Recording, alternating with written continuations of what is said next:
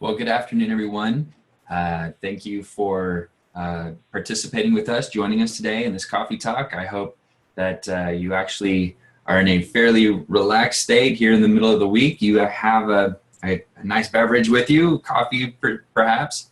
I want to thank Dr. Pat Sullivan for joining us today to talk about the strategies behind which of the IDEA instruments are best suited for a different scenario or particular situation.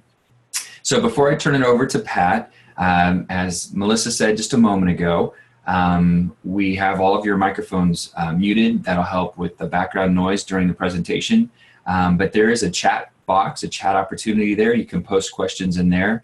Now we can be watching as the session goes on. We're actually recording. We're also recording the session today so that it can be viewed in the future as well. So I'll introduce myself real quickly. I'm Dr. Jake Glover. I am the Senior Education Officer here with IDEA, and there's several of us on our team. We're happy to follow up as well with other questions that you may have based on the information that Pat presents today. So with that, I will introduce and turn over to you, Dr. Pat Sullivan, our Director of Strategic Initiatives. Thank you very much, Jake. Can everyone hear me okay? Jake, can you hear me? Yes, we can hear you. Excellent. Well, good afternoon, everyone, and thank you for attending today. We're having a beautiful afternoon here, and I know it's tough to be at work, so I really appreciate your attention. Before we start, let me begin by telling you a little bit about myself. I began my professional career in medical imaging, which is a very unusual way to start off in higher education. I moved into higher education where I was an adjunct faculty member, a full-time faculty member, part-time faculty member, program director, department chair, and dean, so I have experience in many roles. I was a devoted IDEA user for more than a decade, so I speak from experience when I say that knowing what I know now, there are definitely things I could have done better to make better use of the full IDEA system. And that was when there were just two instruments from which to choose. So my goal today is to share what I know from the inside to help you improve teaching and learning as an IDEA user and to help you navigate the instrument choices. So my objectives for today's session are to help you describe and understand the differences among each of the IDEA student ratings of instruction instruments, to explain how the instruments work together in one comprehensive system, and to create a personal plan of action by selecting the most appropriate instrument to meet your individual course needs. I want to begin with a little history of the IDEA Student Ratings of Instruction system, and I won't spend too much time on this, but it's probably worth a refresher. So the Student Ratings of Instruction was designed as a two-form system. The first was what we've called the FIF, or the Faculty Information Form, where instructors or course coordinators rate the relevance of learning objectives for each course. An objective that is identified as important or essential is considered to be relevant. And then there's the student ratings of instruction, where students provide feedback on teaching methods, progress on learning, and summative measures. And when we started off with IDEA, we had two forms. We had the diagnostic or the long form, and we had what we called the short form, which was focused on learning objectives. The two-form system has not changed, though we have updated the instrument names, as you'll see throughout my presentation. And in addition, we've added two new instruments to round out the student ratings of instruction system. Let's begin by thinking about the instruments in terms of function. So if we're looking for comprehensive assessment, this is where the diagnostic feedback instrument, or what we used to call the long form, is used to assess overall course and instructor effectiveness, as well as provide progress on relevant objectives. We also offer 2 focus instruments. So I'm kind of lumping these 2 together. We have our Teaching Essentials instrument, which focuses on overall course and instructor effectiveness. And this is a relatively new instrument that we just released in the spring of 2015. And then we have our Learning Essentials instrument. We used to call that our short form or our learning outcomes form, but to help put it in perspective, we've updated that name to Learning Essentials, which you will see as we release some updates coming in 2016. And the Learning Essentials instrument focuses on achievement of objectives. And then lastly, we have our feedback tool. It's not really an instrument so much as it is a tool for an immediate response system. And this can be used periodically throughout a course to take immediate feedback. I'm sorry, there's a typo there. To take immediate feedback from the students. So we have comprehensive assessment, we have focus instruments, and then we have our immediate response system. So to put all of this into a framework to understand the whole system, I'm going to revert to my first career as a medical stenographer and use a health metaphor. So everyone has some experience in going to the doctor's office. So I'm going to put you in the mindset that you're going to the doctor's for a heart checkup. And there are definite levels of service, and each has a purpose. And while they may appear to do the same thing when they're isolated, they're really quite targeted. So, for example, the doctor may decide to do a comprehensive assessment and perform an echocardiogram or an ultrasound. This is a very thorough assessment that includes a patient history, possibly an EKG, and an ultrasound exam. The results of this assessment is specific, and it is to make a diagnosis, a comprehensive diagnosis. On another trip to the office, the doctor may decide that a comprehensive diagnosis is not required, but rather they would like to know what you are doing. Are you achieving your health objectives, a healthy diet? Do you exercise? To do this, taking a patient history is in order. This is outcomes focused and not diagnostic. Hang with me, we're halfway there. Perhaps on one of your visits, the doctor decided that what was needed was to screen for a heart issue, to obtain a diagnosis, but use a basic assessment that provides a general diagnosis, like performing an EKG. This is short, it's targeted, it's for a specific diagnosis, but it's basically just a screening tool. And then lastly, you're in the office and you feel a little lightheaded. So the doctor works with you and does a little stress relief exercise and wants to know if that helped, if that reduced your heart rate, if that made you feel better. So doing a full comprehensive or screening test is not in order. We're not looking for a diagnosis. The patient history is not going to get to what we want. The doctor wants to know right then and there if this particular method made a difference. So the doctor would resort to doing a quick, immediate base level assessment and take the patient's pulse. Okay, now I'm going to insert where IDEA fits in. The diagnostic feedback instrument is the comprehensive assessment for teaching and learning. The Learning Essentials instrument is focused on outcomes. The Teaching Essentials instrument is more of a screening tool to look at overall teaching methods, and the Pulse is our instant feedback system. So I hope I didn't lose you there. I'm going to walk through each instrument individually, and then we're going to do a couple of case studies to make sure that, that everything makes sense to you. So the diagnostic feedback instrument. Using this instrument, students indicate how frequently they observed each of the teaching methods practiced by an instructor, as well as the amount of progress they made on the same learning objectives that were rated for relevance to the course when the instructor used the FIF, or Faculty Information Form. They also describe the relative amount of coursework, difficulty of the subject matter, and additional questions address student characteristics. And finally, students rate the overall quality of the teacher in the course. This is, again, a comprehensive assessment. It provides summative and formative feedback to the instructor. The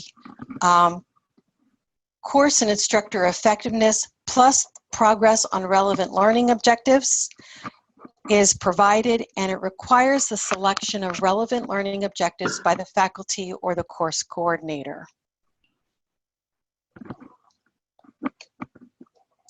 So applications for this particular instrument might be if you're a full-time faculty and you have a plan for how you're going to improve your learning, your teaching and learning, how you're going to use the information in a formative way to develop your skills to have the ultimate outcome of improving learning.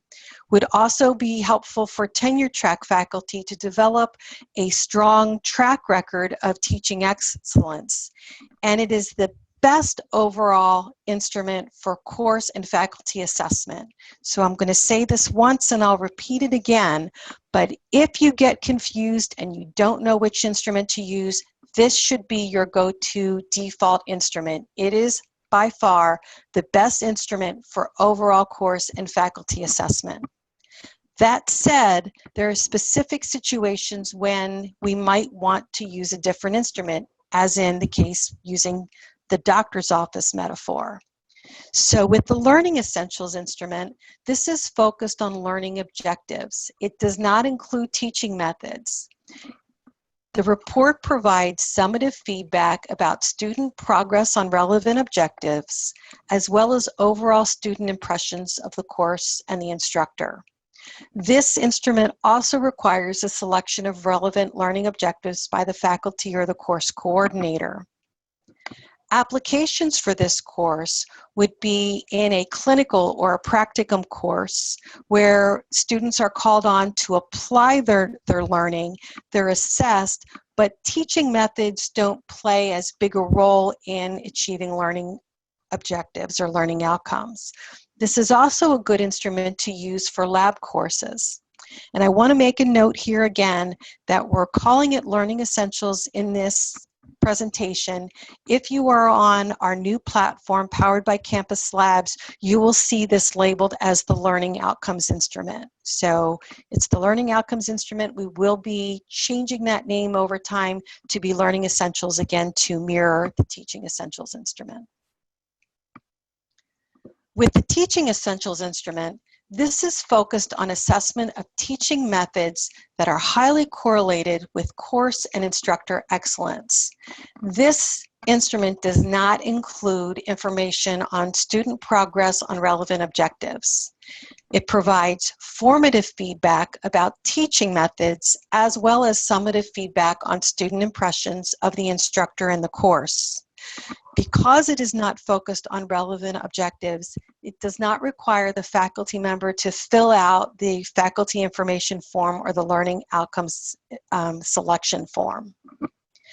Applications for this instrument might be for adjunct faculty, where understanding how well the course is being taught is important, but maybe not so much the formative piece.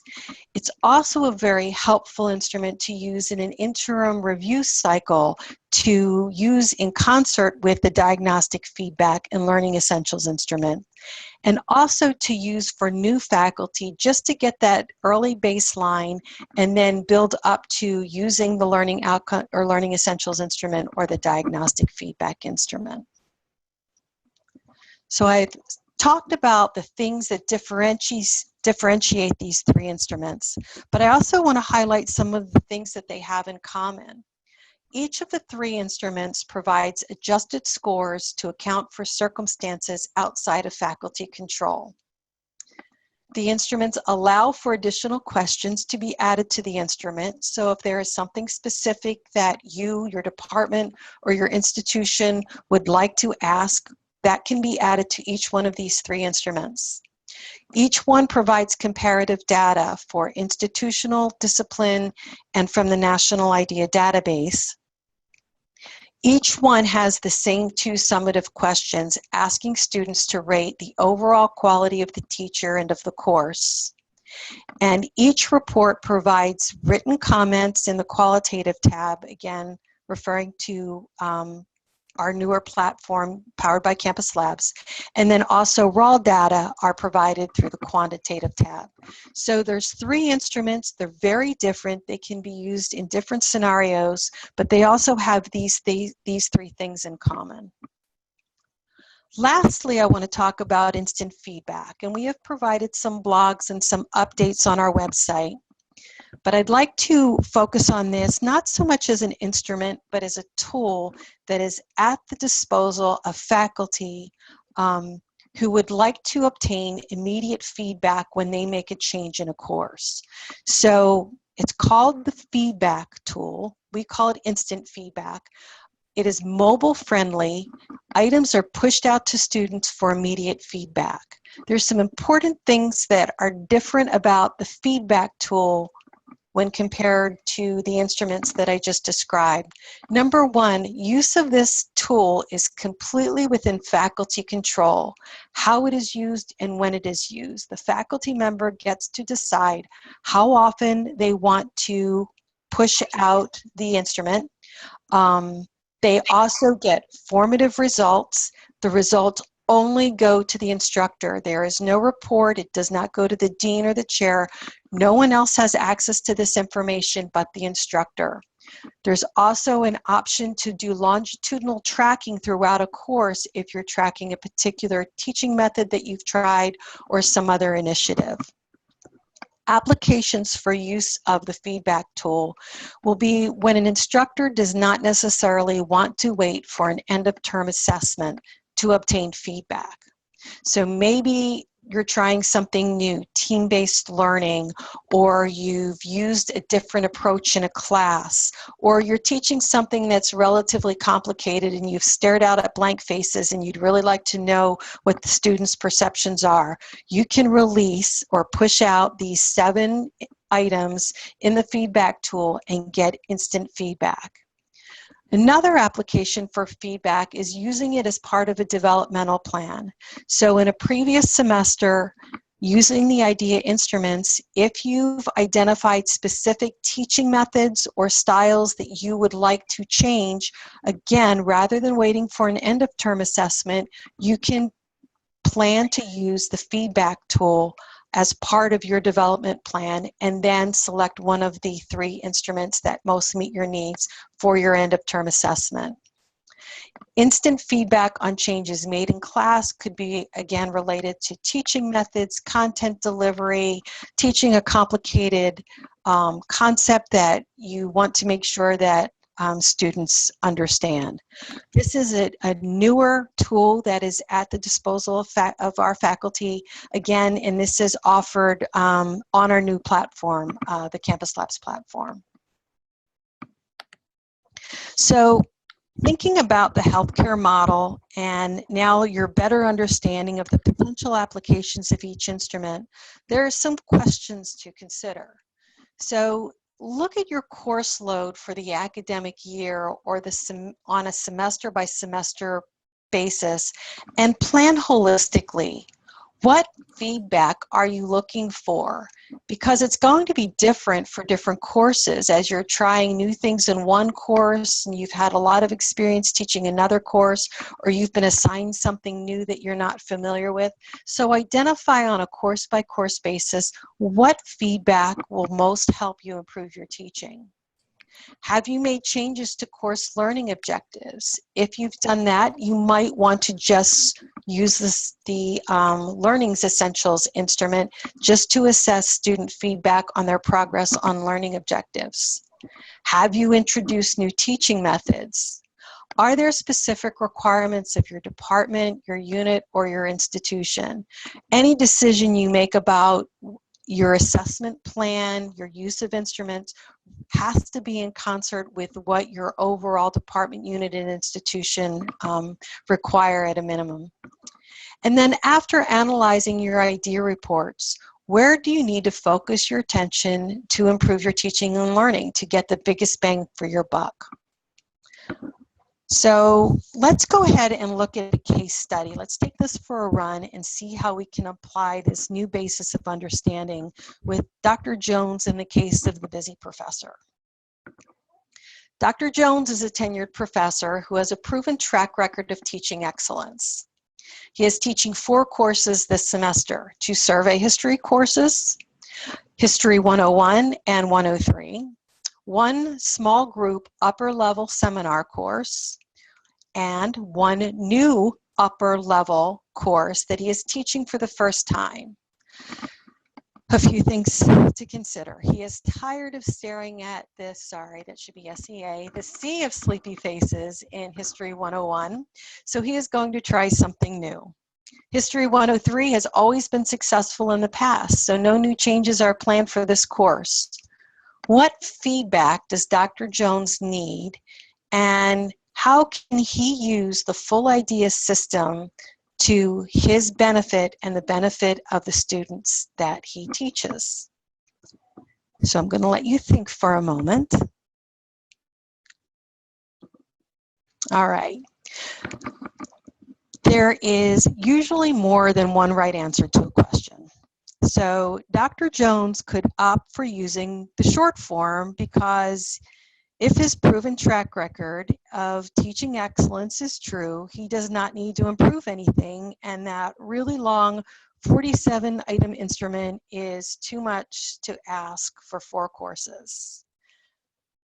Be honest, I think everyone has probably succumbed to this thinking at one time or another. I know as a faculty member I did.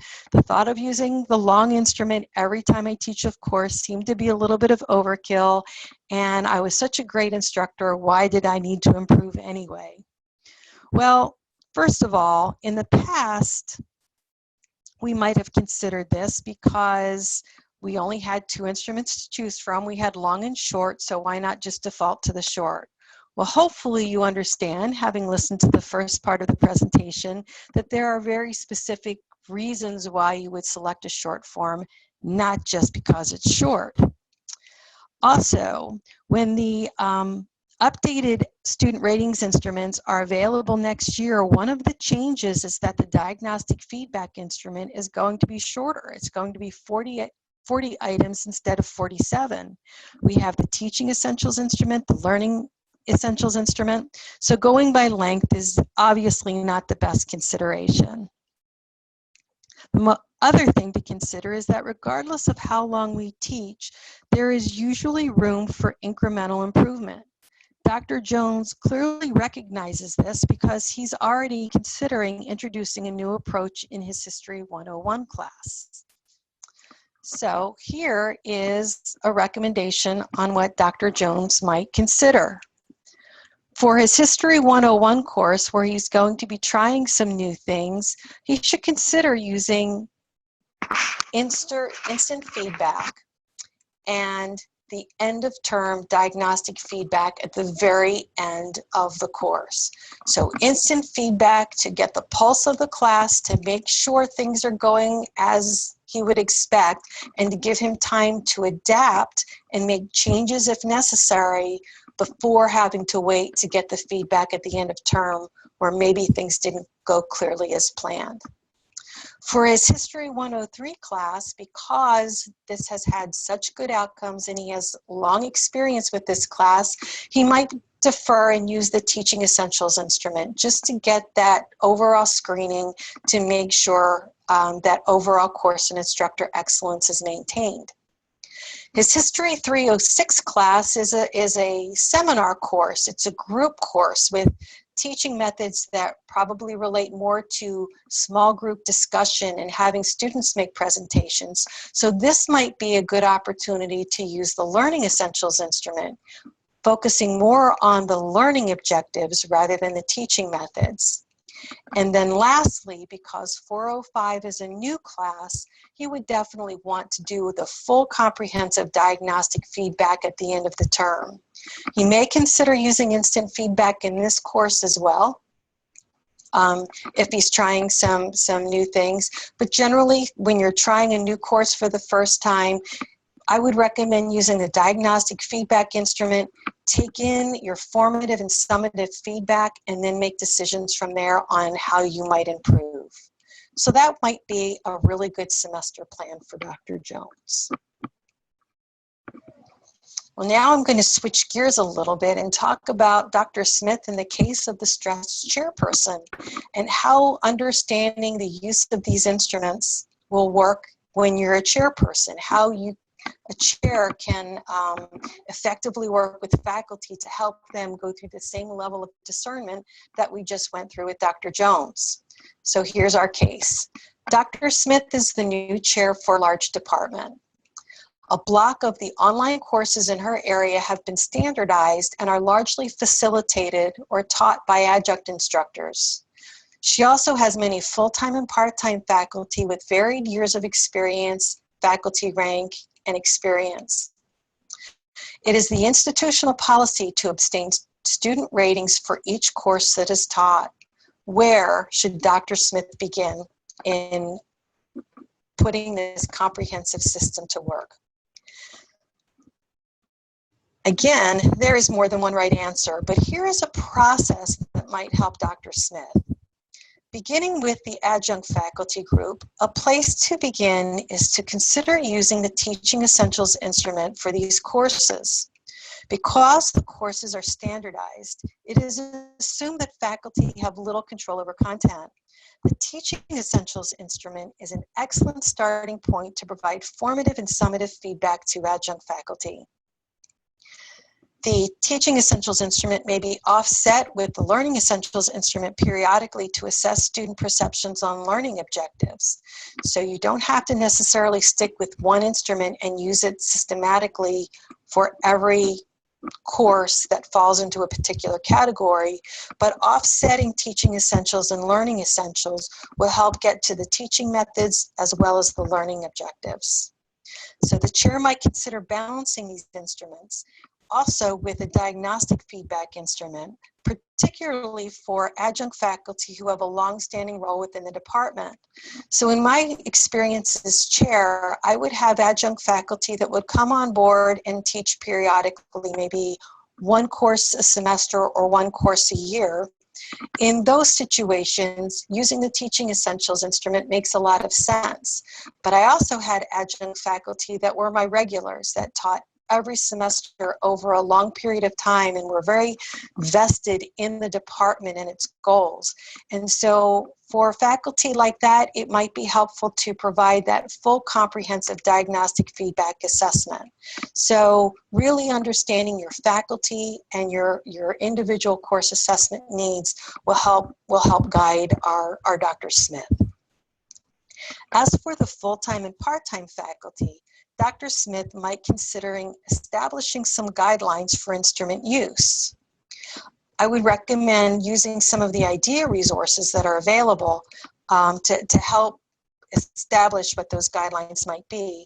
And then working with faculty in groups. She works with a very large department, so it's probably untenable that she would be able to reach out to every individual faculty member.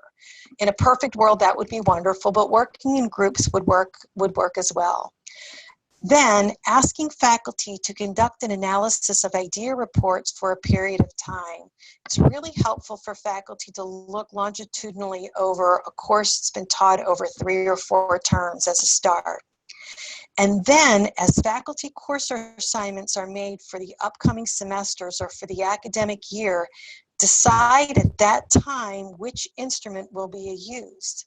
Allow the faculty member perhaps to put together a plan, and then the department chair can look at that plan, make sure it's consistent with the institutional and department policies, and then make that determination when the instrument or when the courses are being assigned. And then remember, a decision not to decide should always default to the diagnostic feedback instrument.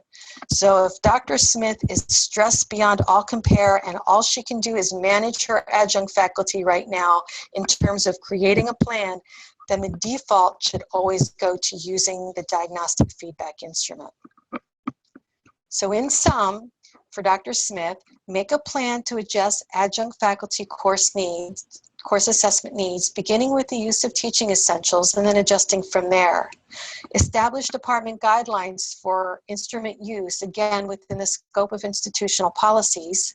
Ask faculty to be partners and to be more than partners, to take the initiative to conduct an analysis of their own idea reports and their professional goals, and then create an annual plan and schedule the instrument when course assignments are made. So that would be one recommendation for a plan for Dr. Smith. And again, there's more than one right answer, but that kind of walks you through the process of how to think through this and how to maximize your instrument selection. So having been talking for about 30 minutes now and presenting a lot of information, going with the keep calm theme and take away some critical messages. First of all, it is not a one-size-fits-all system, nor is the shortest form the best. So really tailoring specific instruments to specific needs is the best way to maximize the effectiveness of the IDEA system. The system is really designed for the integration of all three instruments and then supplementing and using that instant feedback when it's appropriate. Be purposeful in selecting the instrument that best matches the individual course and faculty needs. If in doubt, use the diagnostic feedback instrument. Make a plan, and then discuss it with your colleagues and your supervisor. This doesn't have to be done in isolation if you're a faculty member. In fact, it's best when it's not, because engaging in group discussions or working with a trusted colleague will really help you think clearly through and really look at your assessment needs. And then lastly, communicate your instrument selection with your IDEA coordinator. So as you work out a plan for how you would like to implement each one of the instruments, you work with your supervisor, make sure you have their blessings to make sure that you're not violating any institutional or department policies or protocols, and then communicate with the IDEA coordinator to make sure that your instrument selection is pushed out when you are ready to use the instruments. So with that, I'll draw it to an end. Again, thank you for your time. I can open it up to questions. I will rely on Jake and Melissa to feed those to me if any come through, because I can't see the screen. Sure. And, yes, so Jake, any questions? Yeah. Thank you, Pat. Thank you so much for walking us through this and the case studies. It's really appreciated. Please use the chat box. It's the bottom of the window there to type in some questions if you have any for Dr. Sullivan. We'd be happy to respond to those or kind of process through the things that Pat just shared with us.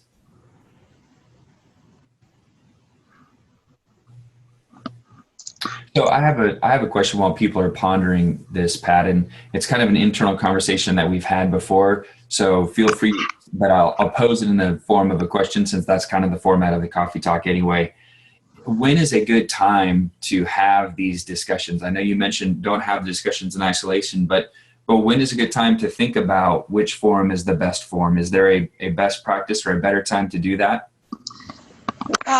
Again, drawing on my experience as a chair and a dean, the best time that I would recommend, and again, this isn't a perfect world, but at the end of the academic year, when you've got all of your IDEA reports available to you throughout the previous semesters, and you're planning for the academic year ahead, and the stress levels are down because you've just completed your most recent semester, that is really the time to sit down and take a comprehensive look at what your goals are for the upcoming academic year. That's when you'll be working with your chair, hopefully, to determine what your teaching load will be. And as you do that, look through each one of the courses that you're assigned or that you volunteer for, and put that into the context of how you've taught in the past, what your previous reports have been, and make that selection. Realizing that it's not a perfect world, making this determination or making this, taking the time to do your self-assessment in the weeks prior to the start of a semester would be a good follow-up plan. You would definitely need to make your decision before your IDEA coordinator uploads all of the information for how the system will run if you're using the Campus Labs platform.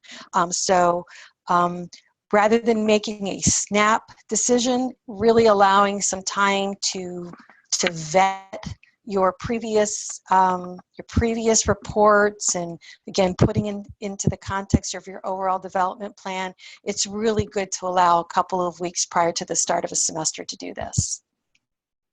Thank you. I appreciate that. Well, I don't see any questions that have posed in the box. That doesn't mean that folks can't respond to us later through email or give us a call. We're more than happy to unpack more of the information that Pat shared with us today. But again, one more time, can't thank you enough. Thank you, Pat, for walking us through this. I appreciate you stepping up to the mic. Yeah, everyone, we hope you have a good rest of the day. Enjoy the rest of your coffee. And we will be posting back the recording of today's session for later. And keep tuned in for future coffee talks. Have a good day, everyone.